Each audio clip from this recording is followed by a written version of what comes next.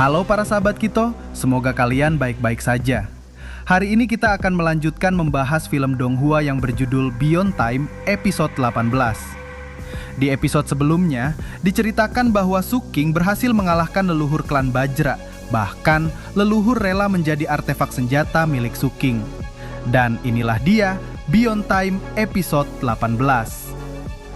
Sepulang dari Dataran Merah, Suking tampak berjalan-jalan di tengah keramaian.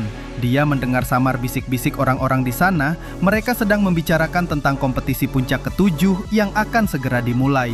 Bahkan, sebagian orang menahan tingkat kultivasinya agar bisa mengikuti kompetisi itu. Di saat perjalanan pulang, Suking merasakan aura yang aneh. Dia pun penasaran dan mencoba mencari tahu. Dia menyelinap di antara rumah. Ia menyaksikan seseorang sedang melakukan pengejaran terhadap buronan. Suking merasa tidak asing dengan aura pembunuhan itu. Di waktu Suking asik mengamati, tiba-tiba saja ia dipanggil oleh ketua divisi penangkap pembunuh. Suking bergegas pergi menemui ketua. Sesampainya di sana, Suking mendapatkan ucapan selamat dari ketua. Suking merasa bingung. Ternyata mulai hari ini, Suking telah terpilih menjadi wakil ketua divisi penangkap pembunuh. Namun Suking yang cuek tampak biasa saja dengan jabatan yang ia terima. Ketua pun menjelaskan jika sebentar lagi akan ada kompetisi 7 puncak yang akan diselenggarakan di wilayah suku Duyung. Menurut ketua, di wilayah itu akan banyak barang bagus dan mungkin akan ada keberuntungan bagi Suking. Dulu, bahkan Pangeran Kedua berusaha merebut 8 butir pil pembangunan pondasi yang bernilai 100.000 batu spiritual jika dijual per butirnya. Bahkan ketua mengatakan jika dia mengetahui letak harta berharga milik suku Duyung. Tak lama dari itu, muncullah seseorang. Ketua memperkenalkan bahwa orang tersebut adalah anggota baru di divisi, sebut saja anak serigala. Meskipun bisu, namun dia mempunyai kemampuan yang tidak biasa. Dan si anak serigala inilah yang melakukan pembunuhan beberapa waktu lalu yang diamati oleh Suking. Ketika anak serigala memandang ke arah kaki Suking, dia bisa melihat keberadaan tentakel hitam milik Suking. Bahkan menurut pandangan anak serigala, tentakel itu berubah menjadi monster yang sangat mengerikan sehingga membuat anak serigala sangat ketakutan, lalu terhuyung dan jatuh ke belakang. Suking mengetahui jika si anak serigala ini bisa melihat keberadaan tentakel hitam miliknya. Suking tak mau terlalu memikirkan hal itu, ia pun bergegas meninggalkan tempat itu. Sebelum meninggalkan ruangan itu, ketua memberikan plakat yang berisikan informasi rahasia lengkap tentang kompetisi 7 puncak. Ketua merasa heran dengan serigala kecil, mengapa dia tampak sangat ketakutan saat melihat Suking, namun malah tidak takut padanya yang seorang ketua. Ketua pun mencoba menekan serigala kecil agar dia juga takut padanya, namun niat itu diurungkan dan dia merasa jika Suking memang bukan manusia biasa. Di saat di dalam perahu saktinya, Suking kembali mengingat tingkah serigala kecil saat menatapnya. Kemudian dia mengeluarkan tentakel hitam miliknya. Ia pun berusaha menekan tentakel itu agar tidak memberontak. Suking kemudian berniat berkultivasi akan meningkatkan kemampuannya sebelum mengikuti kompetisi. Dia memerintahkan artefak tombaknya untuk keluar. Lingzi pun segera keluar dari tombak pendek milik Suking. Lingzi langsung menyerahkan pil paus spiritual miliknya. Suking pun menanyakan bagaimana cara menggunakannya.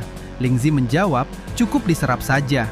Lingzi menawarkan bantuan untuk menyerapnya, namun Suking menolaknya. Suking mengatakan jika Lingzi berani menipunya, meskipun Suking mati, dia akan membunuh Lingzi lebih dahulu. Tentu saja hal itu membuat Lingzi sangat ketakutan dan bersumpah tidak akan pernah menipu Suking. Suking mulai berkultivasi dan menyerap pil paus itu. Tampak di alam kesadaran Suking, tampak duduk di gulungan air yang tingginya semakin lama semakin meningkat. Bahkan Lingzi dibuat heran dan takjub melihatnya. Lingzi berpikir, untuk apa dia menjadi artefak senjata Suking sehingga dia tidak dibunuh oleh Suking yang begitu kuat. Bahkan Lingzi sempat membuka buku kunonya untuk mengetahui seberapa kuat Suking dengan lautan kesadaran dan gulungan air yang begitu tinggi. Menurut kitab transformasi laut, orang yang mencapai Ratu Sang sudah dinyatakan sempurna. Namun Suking melampauinya, dia mencapai 300 sang atau mencapai 300 meter luasan laut kesadarannya.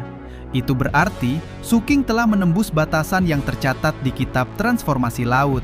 Kini Suking mencapai tahap pembangunan pondasi sempurna, Setelah sadar, Suking pun menanyakan tentang kultivasi pembangunan pondasi yang telah Suking capai saat ini pada Lingzi. Yang disebut pembangunan pondasi adalah membuka beberapa titik energi di dalam tubuh untuk mengubah energi spiritual menjadi kekuatan magis. Namun saat membuka titik energi spiritual bisa tercemar oleh zat asing. Sedangkan pil putih atau pil pembangunan pondasi berguna untuk melindungi tubuh dari tercemarnya zat asing ketika menerobos tahap pembangunan pondasi. Beruntung bagi Suking karena di tubuhnya tak ada lagi zat asing karena sudah diserap oleh tentakel hitam yang berada dalam tubuhnya. Itu sebabnya Suking bisa menembus batasan 100 zang dan menembus 300 zang. Setelah merasa cukup berkultivasi, Suking berniat menguji kemampuannya. Dia pun memburu para buronan. Seperti biasa, Suking berkelebat cepat dan sadis saat membunuh targetnya. Namun yang membedakan kali ini, pukulannya memiliki kekuatan yang sangatlah dahsyat. Di saat bertarung dengan beberapa pengintai suku Duyung, tiba-tiba serigala kecil muncul dan ikut membantai para pengintai suku Duyung. Setelah berhasil membunuh semua, serigala kecil tak berani mengambil mayat itu karena merasa takut pada Suking. Namun Suking tak mau mengambil keuntungan dari kerja keras orang lain dan ia memberikan beberapa mayat itu pada serigala kecil. Serigala kecil tampak senang dan menyeret mayat itu ke suatu tempat tersembunyi. Suking yang merasa heran mencoba mengikutinya, merasa penasaran dengan yang dilakukan serigala kecil mengapa menyeret mayat itu ke suatu tempat. Ternyata serigala kecil mengumpulkan mayat-mayat itu untuk ditukar dengan batu spiritual. Suking pun menemui serigala kecil dan memberitahu tak perlu mengumpulkan mayat itu, namun cukup dipindai dengan plakat dan ditukar dengan batu spiritual. Suking juga menanyakan tentang tentakel hitamnya. Serigala kecil itu mengatakan jika tentakel itu sedang tertidur. Sebelum Suking pergi, ia memberikan sekantung batu spiritual agar serigala kecil membeli perahu sakti. Suking kembali menekan tentakel hitam miliknya agar tak memberontak. Tak lupa, dia membuka plakat yang diberikan ketua divisi. Ternyata di sana terdapat peta beberapa pulau tempat suku Duyung. Kompetisi akan diadakan di 4 tempat di wilayah suku Duyung. Yang pertama, Pulau Mi, tempat persembahan dan pemujaan. Yang kedua, Pulau Yime merupakan istana suku Duyung. Yang ketiga, Pulau Yochang, tempat pemakaman yang menyimpan banyak benda pusaka. Yang keempat, Pulau Joying merupakan tempat penyimpanan pil suku Duyung. Suking kembali merasa heran kenapa ketua memberinya peta dan informasi yang sangat lengkap mengenai suku Duyung. Apa sebenarnya tujuan ketua terhadapnya? Setelah itu ia memperbaiki perahunya dan mempersiapkan bahan obat dan racun untuk persiapan mengikuti kompetisi 7 puncak. Hari yang ditunggu akhirnya tiba, di mana hari kompetisi 7 puncak. Semua orang yang akan mengikuti kompetisi tampak sudah berkumpul. Tiba-tiba ruang terkoyak, sebuah kekuatan besar keluar. Terlihat samar dari kejauhan muncul beberapa orang. Ternyata itu adalah beberapa tetua dari sekte 7 pupil darah.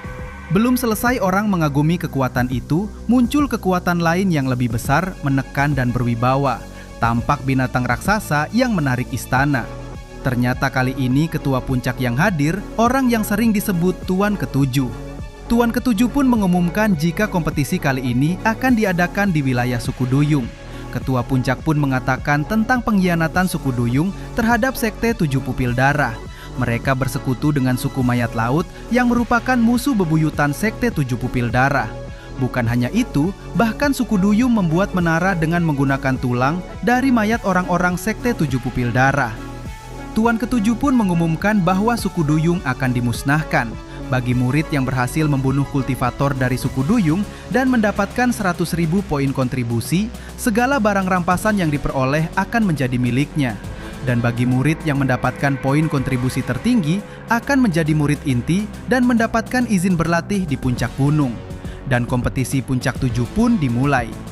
Berakhirlah episode kali ini dan tentunya akan bersambung ke episode berikutnya yang lebih seru lagi pastinya. Sampai jumpa, salam kultivator.